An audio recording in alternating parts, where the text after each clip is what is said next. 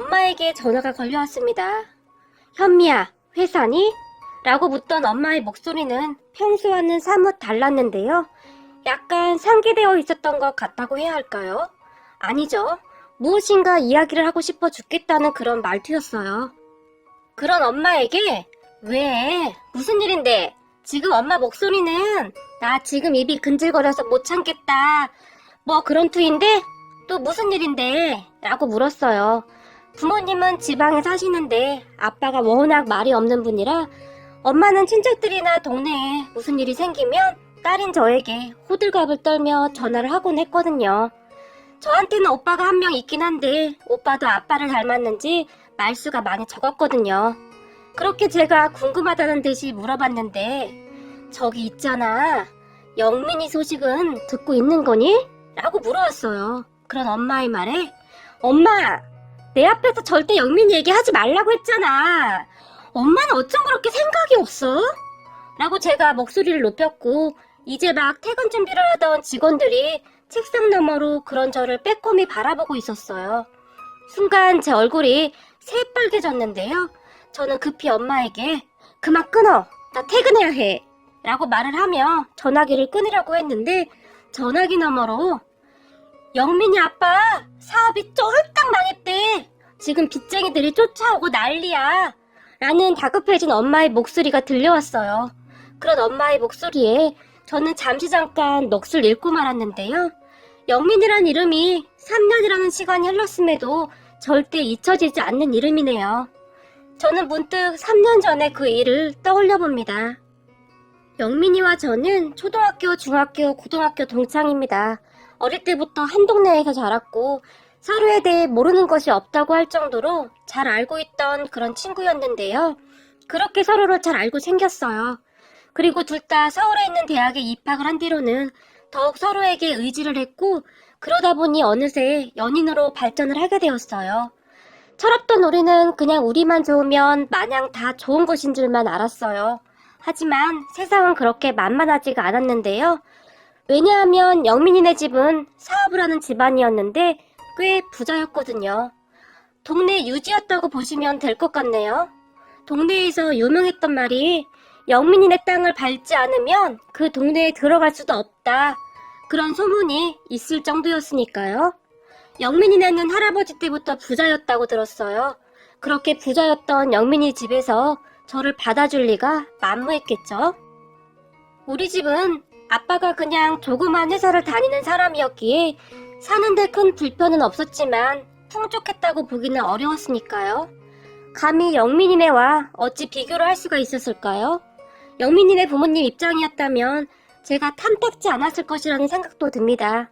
대학을 다닐 때 사귀고 있다는 것을 양쪽 부모님께 다 말씀을 드렸었는데 부모님들은 그냥 철부지 소꿉장난이겠지. 그렇게 생각을 했었던 모양으로 별 관심도 보이지 않았어요. 워낙 둘이 붙어 다녔기 때문에 그냥 단순한 친구로 생각을 했던 것 같아요. 그런데 대학을 졸업하고도 꽤 오랜 시간 연인 사이로 지내게 되자 양쪽 부모님 모두가 우려를 하기 시작했는데요. 어느 날은 엄마가 현미야, 너 어쩌려고 그러냐? 라고 물어왔어요. 그런 엄마에게 어쩌긴 뭘 어째? 라고 말을 하며 엄마의 얼굴을 바라봤는데요. 영민이 말이야. 니들 아직도 사귀고 있다며? 라고 걱정스레 말을 했어요.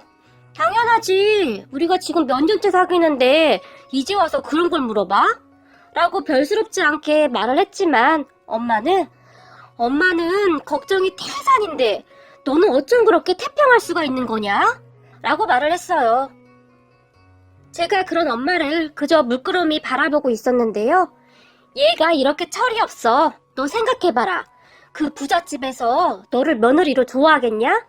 그렇지 않아도 영민이 엄마가 보통 내기가 아니라고 동네에 소문이 파다한데 그 양반이 절대 가만히 있을 사람이 아니야. 그러니까 더 정들기 전에 빨리 정리해.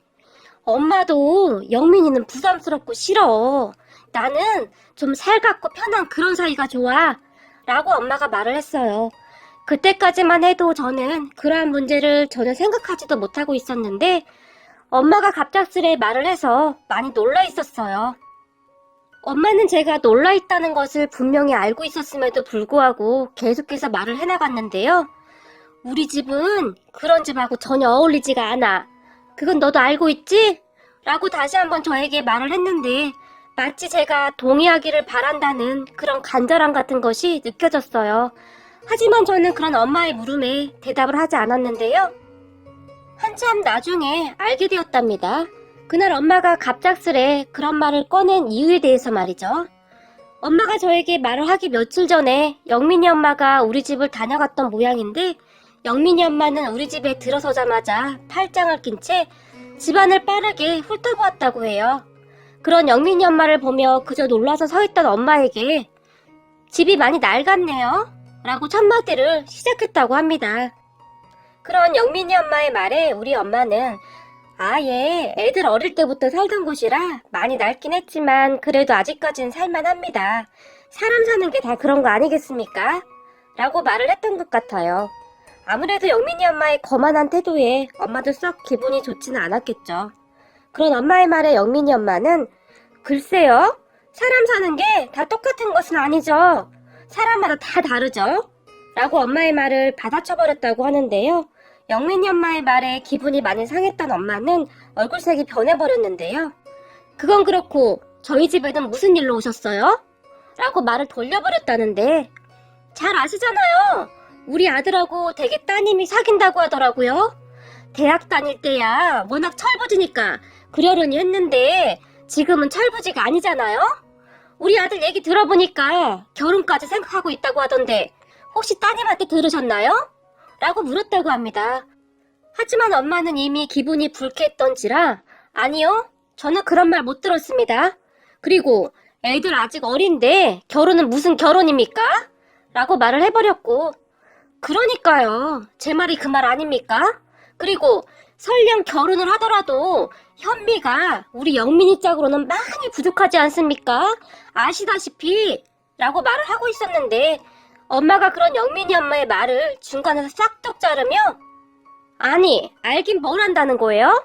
솔직히 우리 현미야 공부 잘해서 서울에 있는 대학 들어갔지. 지금은 회사도 좋은 회사 들어갔는데 우리 딸이 부족하긴 뭐가 부족하다는 거예요? 부족한 것이 있다면 돈 없는 부모 만난 것 뿐이겠지요? 라고 목소리를 높여서 말을 했다는데요.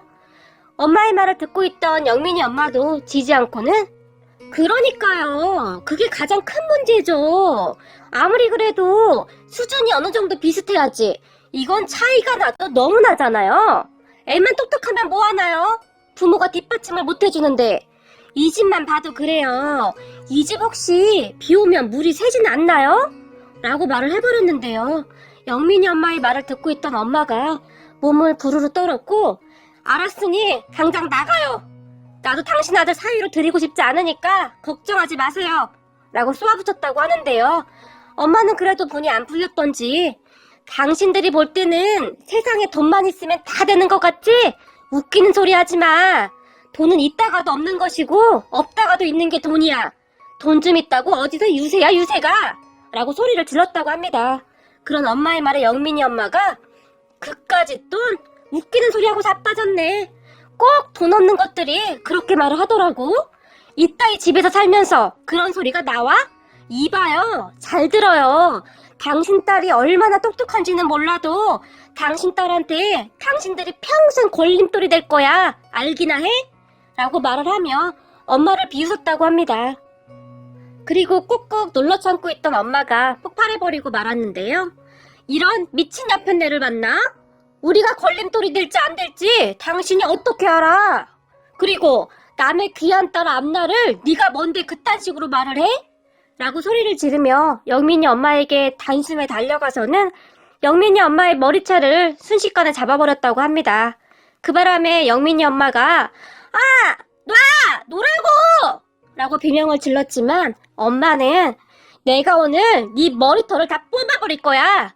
너 같은 사람은 크게 한번 혼나봐야 해. 라며 영민이 엄마의 머리채를 더욱 세게 잡아당겼다고 해요. 그리고 영민이 엄마도 안 되겠다 싶었던지 그래 오늘 한번 해보자. 무식한 것들은 똑같이 무식하게 해줘야 한다니까? 라고 말을 하며 손을 뻗어 엄마의 머리채를 잡아버렸고 말이죠. 그렇게 둘이서 엎치락 뒤치락 하면서 난장판이 났는데요. 엄마가 주먹을 쥐고 마구마구 흔들어대다가 아빠가 아끼고 아끼던 6년 된 인삼주가 들어있던 병을 손으로 탁 하고 친 모양인데 그 병이 박살이 나버렸다고 하네요. 하지만 둘 다 이미 이성을 잃었던지라 그걸 볼 겨를도 없이 머리채를 잡고 발로 차고 아주 난장판도 그런 난장판이 없었다고 하는데요. 때마침 오빠가 집에 들렀다가 그 광경을 보게 되었고 오빠가 둘을 뜯어말리고서야 진정이 되었는데요. 엄마와 영민이 엄마의 모습이 아주 과간도 아니었다고 합니다. 오빠의 말에 의하면 우리 엄마도 만만치 않았지만 항상 고상하게 좋은 옷 입고 미용실에서 머리 손질하던 영민이 엄마의 모습은 온데간데였고 머리를 산발을 한 귀신 같은 아줌마가 떡하니 서 있더랍니다. 오빠가 보기에는 영민이 엄마가 우리 엄마한테 흠씬 두들겨 맞은 것 같고 얼굴에 멍자국까지 있었는데 정말이지 큰일 났다 싶더래요. 잠시 후에 일어난 영민이 엄마가 쩔뚝거리며 감히 너 같은 게 내 몸에 손을 대? 내가 너 가만 안 둘 테니까 알아서 해! 라고 말을 하고는 병원 입원을 해버렸답니다. 그리고는 합의를 못한다고 난리를 쳤고 말이죠. 그러한 것을 우리 오빠가 나서서 해결을 했던 모양입니다. 저는 이러한 사실을 정말 한참 후에 알게 되었는데요. 가족들이 저에게는 절대 말을 해주지 않았거든요. 그런데 그 뒤에도 제가 영민이랑 헤어지지 않자 영민이 엄마가 제가 살고 있던 집까지 찾아왔는데요. 제가 깜짝 놀라서 문을 열었고 그렇게 집 안으로 들어선 영민이 엄마는 너는 도대체가 얼굴이 어쩜 그렇게 두꺼운 거니? 라고 다짜고짜 물었어요. 하지만 저는 그때까지는 전혀 상황 파악을 못하고 있었던 터라 여기라도 잠깐 앉으시죠? 라고 말을 꺼냈어요. 그랬는데 영민이 엄마가 말이죠. 그런 저를 째려보며 나보고 이런 더러운 소파에 앉으라고? 라며 말을 했어요. 그 말에 저는 잠시 넋을 잃은 것 같은데요.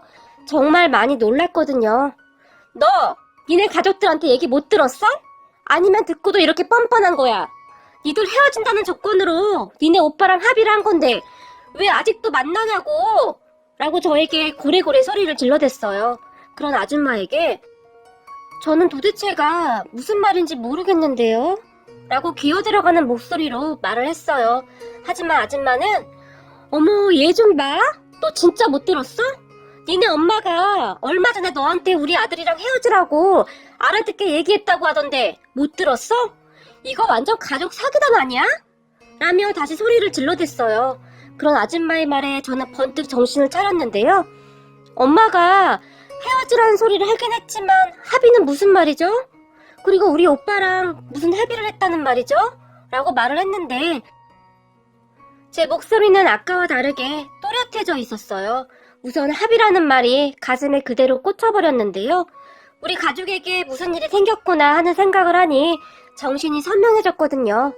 너 진짜 몰라? 니네 엄마가 나 때렸잖니. 그래서 내가 진단서 끊어서 경찰에 신고했고 근데 니네 가족들 진짜 대단하다. 그 큰일을 어떻게 그렇게 숨길 수가 있다니? 아니면 네가 나한테 지금 연기를 하고 있거나? 라며 비아냥거리며 말을 했어요. 하지만 저는 엄마가 아줌마를 때렸다는 말만 귓가에 맴돌았는데요. 엄마가 도대체 왜? 라는 생각뿐이었거든요. 그런 저를 보며 아줌마는 아무튼 너 우리 영민이랑 빨리 헤어져 라고 단호하게 말을 했어요. 그리고 저도 곧 폭발을 하게 되었는데요. 그렇게 불만이시면 영민이한테 먼저 말을 해야 하는 거 아닌가요? 왜 저한테만 그러시는 거죠? 라고 제가 쏘아붙여버렸어요. 그런 제 말에 아줌마가 피식 웃었는데요. 어머, 역시 이래서 돈 없는 것들하고는 상대를 하면 안 된다니까. 왜 안 될 것 같으니까 우리 영민이를 방패 삼겠다? 그렇게 해서라도 신분 상승을 해보겠다? 그런데 어쩌면 좋니? 너는 절대 안 된다. 니네 엄마가 나한테 어떻게 했는데 말이 되는 소리를 좀 해라. 라고 말을 했어요. 그리고는 좋게 말할 때 헤어져. 니네 오빠가 합의서 작성한 것도 가지고 있으니까 라고 말을 하고는 집안을 다시 한번 휙 둘러보더니 근데 이런 집에는 바퀴벌레 같은 거는 막 나오고 그러는 거 아니니? 아유 여자애가 이 쾌쾌한 냄새는 또 뭐니? 이놈의 자식은 도대체가 이런 애가 뭐가 좋다고 그 난리를 치는 건지 라고 말을 하고는 밖으로 나가려고 했는데요. 순간 그런 아줌마의 뒷모습을 바라보는데 아까는 미처 못 봤었는데 신발을 그대로 신은 채 안으로 들어왔더라고요. 그리고 그런 아줌마를 보며 제가 돈만 많으면 뭐하나요? 기본적인 예의조차도 모르는데 남의 집에 신발 신고 들어올 정도로 매너가 없는 집안이네요. 우리 엄마가 왜 때렸는지 완전히 이해가 되네요. 알고 보니 돈만 많은 졸부 집안이었네. 라고 말을 해버렸어요. 제 말을 들은 아줌마가 급히 몸을 돌려 저를 째려봤지만 저는 그런 아줌마에게 알았으니 그만 가시죠. 충분히 알아들었다고요. 그런데 다음부터는 남의 집에 들어갈 때 신발은 꼭 벗고 들어가세요. 여기가 무슨 미국도 아니고 남의 집에 신발을 신고 들어와? 라고 말을 하며 문을 쾅 하고 닫아버렸어요. 밖에서 뭐라고 꿍시렁거리는데 저는 상관도 하지 않았고요. 그리고 바닥을 내려다봤는데요. 그 사람이 신고 온 신발 자국이 선명하게 찍혀 있더라고요. 급히 걸레를 가지고 신발 자국을 지우기 시작했는데요. 눈에서 눈물이 끝도 없이 쏟아져 나왔어요. 단지 돈이 없다는 이유로 이런 취급을 받아야 한다는 생각과 함께 우리 엄마가 도대체 어떤 수모를 당했을까 하는 생각에 제 마음은 분노로 가득 차게 되었어요. 우리 엄마가 오죽했으면 그랬을까요? 하는 생각과 함께 가족에 대한 미안함이 가득해졌거든요. 하지만 저도 가족들에게 그러한 사실을 말하지 않았는데요. 저에게 사실대로 말하지 못한 가족들의 마음이 느껴졌거든요. 그리고 저는 영민이에게 헤어지자고 말을 했지만 영민이는 절대 헤어질 수 없다며 매달렸어요. 그런 영민이에게 너 잘 들어. 앞으로 니네 엄마가 한 번만 더 우리 가족 건들면 그때 나도 가만히 안 있을 거야. 똑똑히 전해. 우리 가족한테 절대 함부로 하지 말라고 라고 말을 해버리고 나와버렸는데요. 그 뒤에도 영민이는 절대 헤어질 수 없다며 저에게 매달렸어요. 하지만 저는 그 집안에 완전히 정이 떨어진 상태였기 때문에 영민이한테도 정과는 달리 그 어떠한 정도 남아있지 않았어요. 그렇게 영민이에게 헤어지겠다고 말을 한 뒤 전화번호를 차단해버렸는데요. 저와 연락이 안 되자 영민이가 우리 집에 찾아왔더라고요. 전에도 말했듯이 영민이와 저는 같은 동네였기 때문에 집이 가까웠거든요. 마침 명절 기간이기도 해서 저와 오빠가 다 집에 내려가 있었는데 제가 내려온 것을 알고 있었겠죠. 집 앞에서 영민이가 벨을 눌러댔지만 저는 절대 문을 열어주지 않았고 영민이는 계속해서 문을 두드려댔어요. 그런 영민이에게 화가 난 오빠가 문을 열고 영민이의 멱살을 잡았는데요. 너 이 삐리리야, 너 때문에 우리 현미가 어떤 수모를 당했는지 알아? 여기가 어디라고 얼굴을 들이밀어? 라고 소리를 질렀어요. 멱살을 잡힌 영민이가 눈물까지 글썽이며 정말 죄송해요. 현미한테 너무 미안해서 이대로 못 헤어지겠어요. 진짜 죄송한데 마지막으로 사과할 기회라도 주세요. 라고 빌었어요. 그런 영민이의 행동에 오빠도 조금 누그러졌는데요. 집으로 들어와서는 너 어떻게 할래? 라며 오빠가 저에게 물었어요. 그때 당시 옆에 있던 아빠, 엄마의 표정은 사납다 못해 무시무시했는데요. 그 집안 가족들이라면 아주 치가 떨릴 정도로 싫어했거든요. 그런 가족들을 보며 걱정 마. 나는 이미 정이 떨어질 대로 다 떨어졌어. 그냥 달래서 보낼게. 라고 말을 했지만 엄마 아빠는 대답이 없었어요. 그리고 제가 밖으로 나갔는데요. 문 앞에 서 있던 영민이가 눈물을 펑펑 흘렸어요. 그런 영민이를 데리고 근처 공원으로 갔는데 영민이는 제 눈을 똑바로 바라보지도 못했어요. 진짜 미안해 현미야. 그런데 나는 진짜 진심이었어. 나는 도대체 어떻게 해야 할지 모르겠어. 그런데 내가 너를 놓아주지 않으면 네가 더 힘들어지겠지. 하지만 나는 평생 너를 잊지 못할 것 같아. 이거 하나만 약속할게. 너 말고 다른 사람이랑 평생 결혼 따윈 하지 않을 거야. 라고 말을 했는데 숨을 제대로 쉬지 못하는 듯 했어요. 가슴을 쥐어잡고 주저앉아 버렸거든요. 그런 영민이 마음을 제가 어찌 몰랐을까요?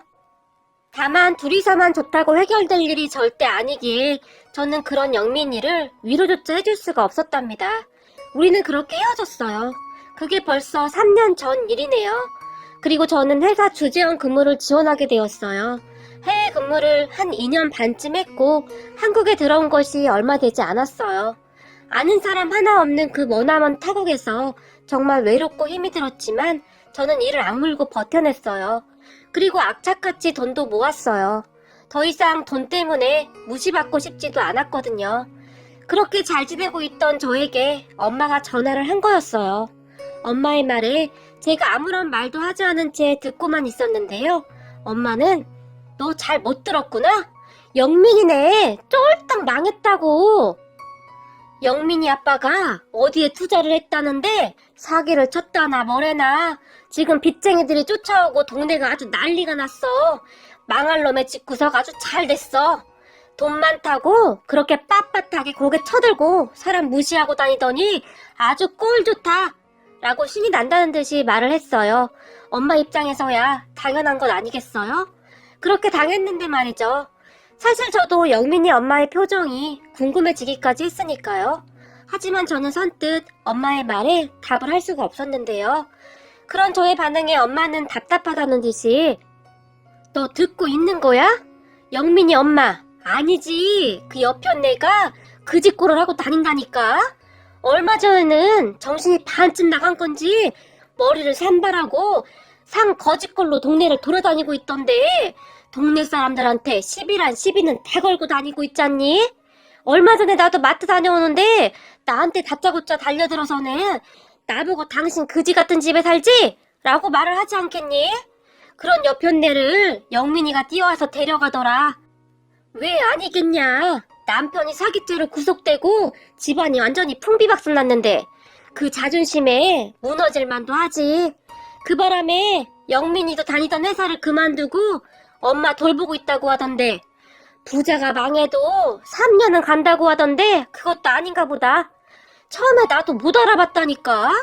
충격을 많이 받긴 받은 모양인데 사람도 잘 못 알아보고 아주 마탱이가 같더라니까. 라며 더욱 신이 나서 말을 했어요. 그리고 엄마 옆에 있던 아빠가 그만 좀 해. 그 뭐 좋은 일이라고 그렇게 떠벌리고 다니길. 사람이 그러면 안 되는 거야. 그러면 당신도 그 사람하고 똑같은 사람 되는 거야. 라고 잔소리를 하는 듯 했어요. 하지만 엄마는 내가 뭘 어쨌다고. 나는 그 옆에 내가 한 거 반도 못했구만. 이라고 잔뜩 화가 난 목소리로 말을 했어요. 그런 엄마에게 엄마 나 진짜 바빠서 이만 끊을게 라고 말을 하며 급히 전화를 끊어버렸는데요. 헤어지고 3년 내내 전화 한 통 한 적 없던 영민이에게 전화를 했어요. 그리고 영민이가 제 전화를 받았는데요. 오랜만이네 라고 말을 하는 영민이의 목소리가 많이 떨리고 있다는 것이 온몸으로 느껴졌어요. 그리고 너 괜찮은 거야? 라고 제가 물었는데요. 그런 저에게 영민이가 너희 가족들에게 그렇게 하고 우리 집 벌 받나 보다. 그지?